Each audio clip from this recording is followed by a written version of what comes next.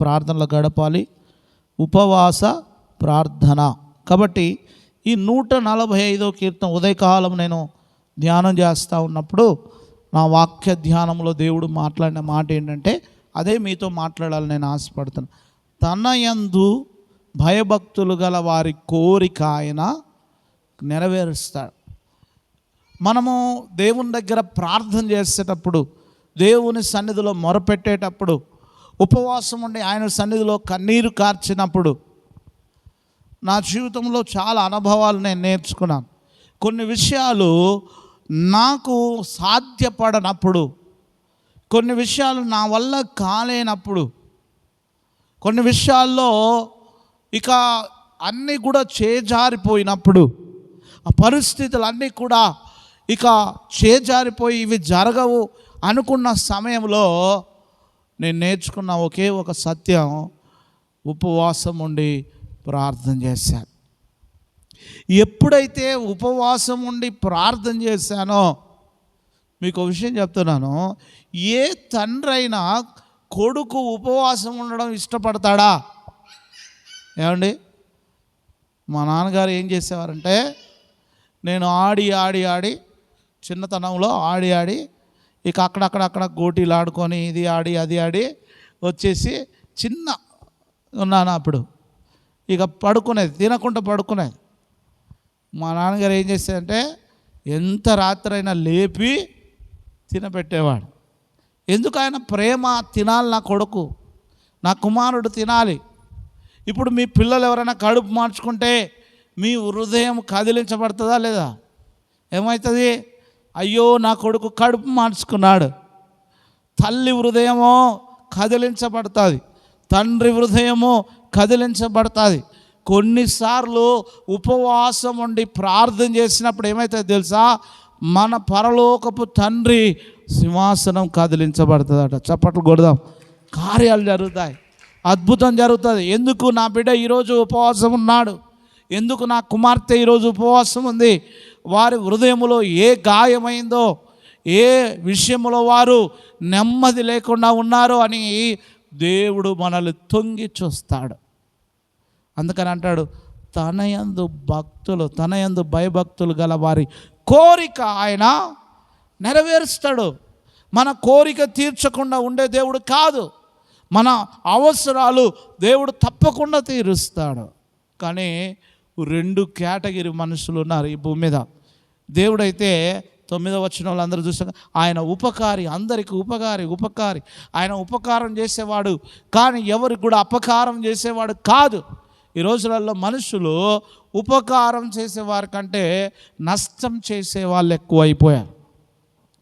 అయితే ఇక్కడ ఒక విషయాన్ని దేవుడు మన నుండి కోరుకుంటున్నాడు. అదేంటి అని అంటే, ఆ పై వచనం చదువునానా? 18వ వచనం చదువు. 17, 18. తనకు మొరపెట్టు వారందరికీ, ఆ మొరపెట్టే వారి గుంపులో మనం ఉన్నాం. ఇప్పుడు ప్రార్థన చేయబోతున్నాం, అనేకుల కొరకు విజ్ఞాపన చేయబోతున్నాం.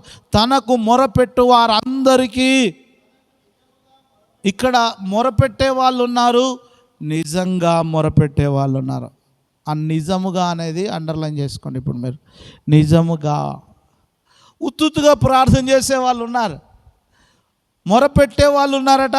తనకు నిజంగా మనస్ఫూర్తిగా.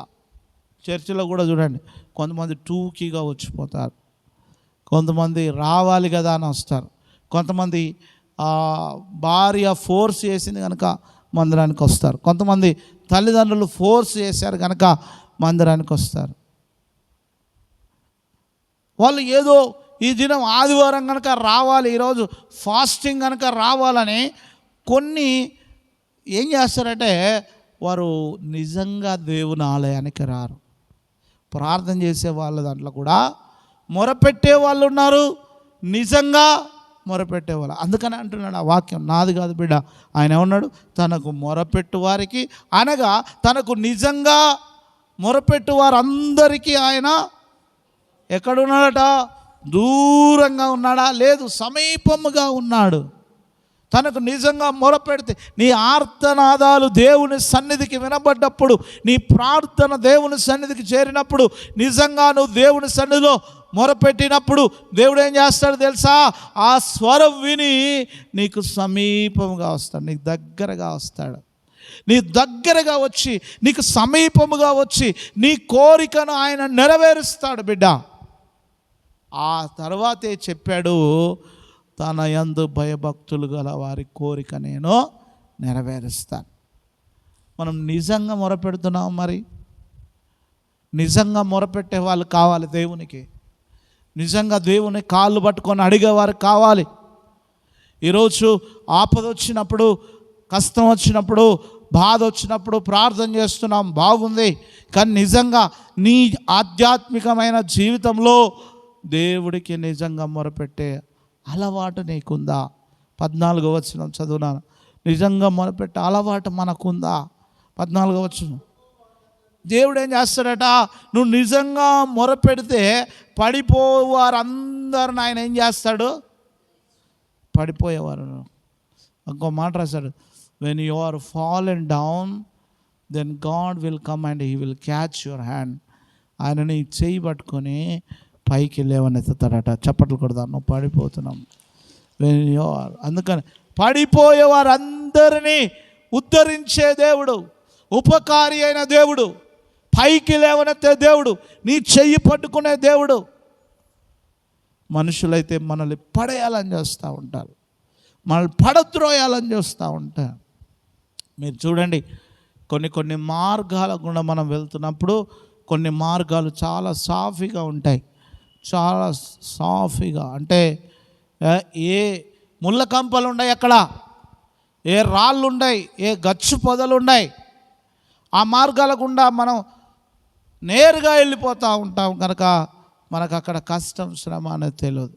కానీ క్రైస్తవ మార్గం, క్రైస్తవుడి యొక్క జీవితం, క్రైస్తవుడి యొక్క ప్రార్థన జీవితం, ఆధ్యాత్మికమైన జీవితం ఎలాంటిది తెలుసా బిడ్డ?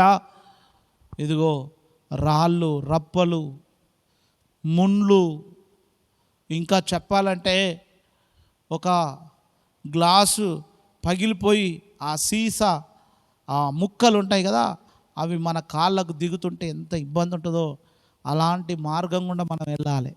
హల్లెలూయా. అలాంటి మార్గాల గుండా మనం వెళ్ళాల్సిన పరిస్థితి వస్తుంది.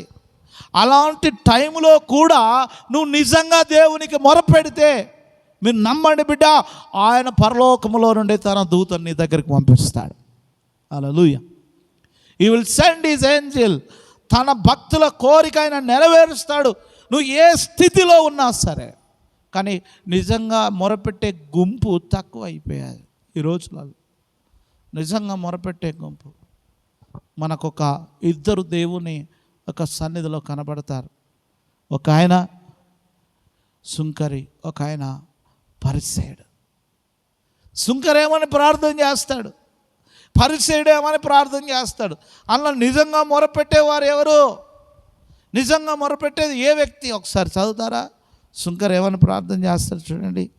ఏమని ప్రార్థన చేస్తాడు? చదువు నాన్న, దేవుని యొక్క వాక్యంలో నుండి ఏమని ప్రార్థన చేస్తాడు? చదువుతారుగా.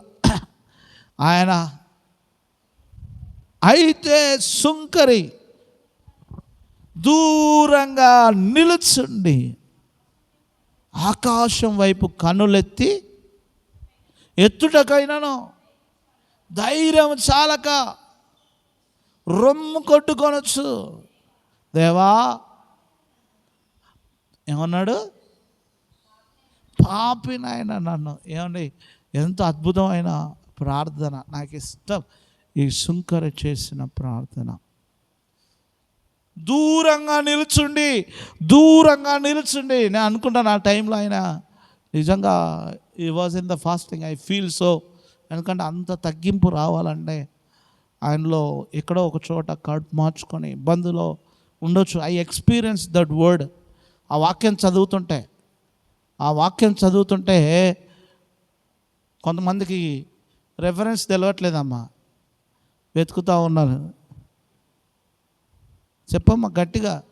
ప్రభువా సంపూర్ణ వాయిస్ స్వరము గట్టిగా రావాలని నేను ప్రార్థన చేస్తున్నా. మైకి చిరంజీవి గట్టిగా అరిసేటట్టు చేయి సంపూర్ణ. ఆమె స్వరం వస్తలేదు అసలు. ఎవరికి పక్కన ఉన్న వాళ్ళకి వినబడుతుందా? మీకు వినబడుతుందా? చెప్పమ్మా, గట్టిగా చెప్పు. ఇప్పుడు చెప్పు. లూకాసు వార్త 18వ అధ్యాయము 13వ వచనం. చప్పట్లు కొట్టండి ఒకసారి. విశ్వాసం ఎట్లుండాలంటే ఓ సందర్భం చెప్తే చెప్పాడు. ఇప్పుడు చూసారు అందరు తీయండి. ఇప్పుడు ఏమని ప్రార్థన చేస్తున్నాడు సుంకరి? ఏమని ఆకాశం వైపు కనులెత్తుటకు ఆయనకు ధైర్యము చాలట్లేదు. ప్రభువా, నీ ముఖం చూడడానికి నేను మంచోని కాదు, అసలు నీ ముఖం చూడాలంటే నా వల్ల కావట్లేదు ప్రభువా, నేను ఒక పాపిని, నేను ఈ పాపిని అని గట్టిగా రొమ్ము కొట్టుకుంటారు. నాకు అనిపిస్తుంది రొమ్ము కొట్టుకునే ప్రార్థన నిజమైన ప్రార్థన. స్తోత్రం కలుగునుగాక. హల్లెలూయా. ఛాతి మీద రొమ్ము కొట్టుకుంటూ God I am a sinner. చచ్చిపోయినప్పుడు కొంతమంది వాళ్ళ ప్రియమైన వారిని కోల్పోయినప్పుడు ఏం చేస్తారు? రొమ్ము కొట్టుకుంటూ ఏడుస్తారు. మరి నీ పరిశుద్ధత కోల్పోతున్నావు కదా, దేవుడిచ్చే దీవెన కోల్పోతున్నావు కదా. మరి అలాంటి టైంలో నువ్వు ఏం చేయాలా? నిజంగా ఉపవాసం ఉండి రొమ్ము కొట్టుకొనొచ్చు. ప్రభువా, పాపినైనా నన్ను, ఇప్పుడు చదవమ్మా పదం, పాపినైనా నన్ను, ఇప్పుడు చదవమ్మా, మైక్ తీసుకో. దేవా, పాపునైన నన్ను కరుణించుమని పలికెను. అతని కంటే ఇప్పుడు చూడండి ఆయన ప్రార్థించే విధానం చూడండి. వీరు నిజంగా దేవునికి మొరపెట్టేవారు, కానీ ఒట్టొట్టుగా ప్రార్థించే వాళ్ళు ఎట్లుంటారు? చదవమ్మా, కింద వచ్చిన చదువు. అప్పుడు అతని కంటే ఇతడు నీతిమంతుడుగా తీర్చబడి తన ఇంటికి వెళ్ళేనని మీతో చెప్పుచున్నాను. తను తాను హెచ్చించుకొనివాడు తగ్గింపబడును, తను తాను తగ్గించుకొనివాడు హెచ్చింపబడునని చెప్పాను. పరిసయ్యుడు ఏం చేశాడు? చదువు. పరిసయ్యుడు నిలవబడి దేవా, నేను చోరులను అన్యాయస్తులను వ్యభిచారులనైనా ఇతర మనుషుల వలనైనను నేను ప్రభువా, అదిగో ఆ దొంగోడు ఉన్నాడే, ఆ వ్యభిచారున్నాడే, అట్లా ఉంటుంది కాదు. ఈ సుంకరి వలనైనను. అంటే దేవునికి తెలియదా? వ్యభిచారులు ఆయనకు తెలియదా? ఆయనకు తెలుసు. ఇదిగో అంటున్నాడు మళ్ళీ, ఈ సుంకరి వలనైనను ఉండనందుకు నీకు కృతజ్ఞతాస్తుతులు చెల్లించుతున్నాను ప్రభువా. వారమునకు 2 మారులు ఏం చేస్తున్నాడు చూడండి, వారమునకు 2 మారులు ఉపవాసము చేయుచు. ఎన్నిసార్లు చేస్తున్నాడు? 2 మారులు. ఇప్పుడు చెప్పుకుంటుండా లేదా? వారమునకు 2 మారులు, దేవా నేను ఉపవాసం ఉంటున్నానయ్యా, నా సంపాదన అంతటిలో ప్రభువా, నా సంపాదన అంతట్లో 10వ వంతు చెల్లిస్తున్నాను, దశమభాగం ఇస్తున్నాను, చెల్లించుచున్నానని తనలో తాను ప్రార్థించుచుండెను. ఇప్పుడు చూడండి, నిజంగా మొరపెట్టేవారు, తన గొప్పలు చెప్పుకునేవాళ్ళు దేవునికి ఇష్టమా? కాదు బిడ్డ. నీ కోరిక ఎప్పుడు తీర్చబడుతుందంటే నిజంగా నువ్వు మొరపెడితేనే, నిజంగా నువ్వు దేవుణ్ణి అడిగితేనే. కనుక ఇప్పుడు సంగమా, ఈ ఉపవాస ప్రార్థనలో మనం ప్రకటించుకున్నాం, ప్రార్థిస్తున్నాం. ప్రతి వారం కూడా క్రమం తప్పకుండా అవుతుంది. ఇప్పుడు కొద్దిమంది వచ్చాం, నేను నమ్ముతున్నా నెక్స్ట్ వీక్ నుండి ఒక్కరిని కూడా ఇంటి దగ్గర ఉండని నేను అందరి ఇళ్ళలోకి పోయి అందరిని మందిరానికి పంపిస్తా. అందరు నిద్రపోని, మధ్యాహ్నం సైతంలాగా నిద్రపోతున్నారు, 2 గంటల దాకా ఆలయంలో గడపాలి. కాబట్టి మనం ఏం చేయాలంటే నిజంగా మొరపెట్టాలి. నిజంగా మొరపెట్టేవారు 20వ వచనంలో తన భక్తుల కోరిక ఆయన నెరవేరుస్తాడు. Is ready to fulfil your desire. మీకు ఏ డిజైర్స్ ఉన్నాయో, మనం ఏ ప్రార్థన మనం దేవుని దగ్గర తీసుకొచ్చామో, హీ ఈజ్ రెడీ టు నీకు వాటిని తీర్చడానికి దేవుడు సిద్ధంగా ఉన్నాడు.